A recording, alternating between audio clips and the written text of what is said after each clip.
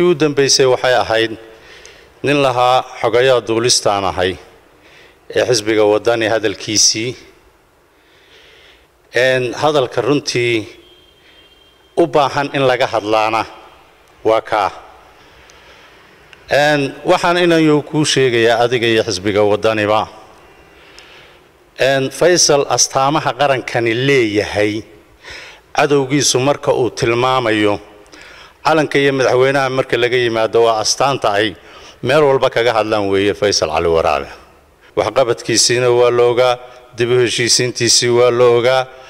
hormuudka uu ka yahayna waa looga haddii ilaahay yiraahdana arrinkaaga hadalkaaga waxa kale oo ku jiray xisbi kale la tartamaya iyo Muuse iyo Cabdiraxmaan baa tartamaya kullay in laga baqaa hadda ugumay horeyno horeyba rag badan baa sidaas oo kale u baqay shalayna waa la ogaa maantana waa la arkaa doorasho diyaar baan noo nahay horeyna waa u gali jirnay maantana waa galeynaa insha Allah khayrna waa ka filaynaa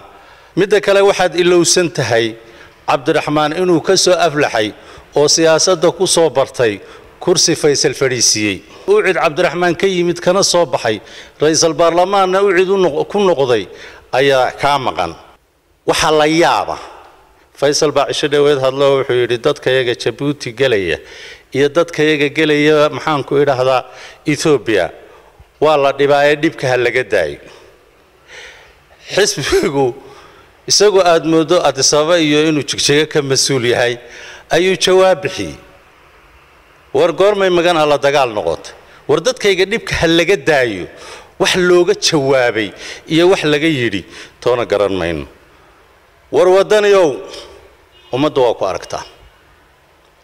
Nairobi bay daraadahay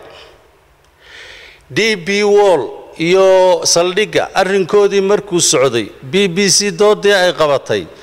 Soomaaliya la safateen oo ninka xamar ka yimid iyo ninkii uga doodayay BBC-da maxaan ku idhaahdaa xisbiga wadani isku waday mareen war wadani oo bal adigu meel istaag oo iscadee oo dadka wax u sheeg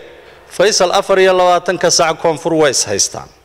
24 saac cadowga way haystaan war wadani cadowgu meel isku haya lama arage xaaladu waa sidee waxaan kaloo sheegayaa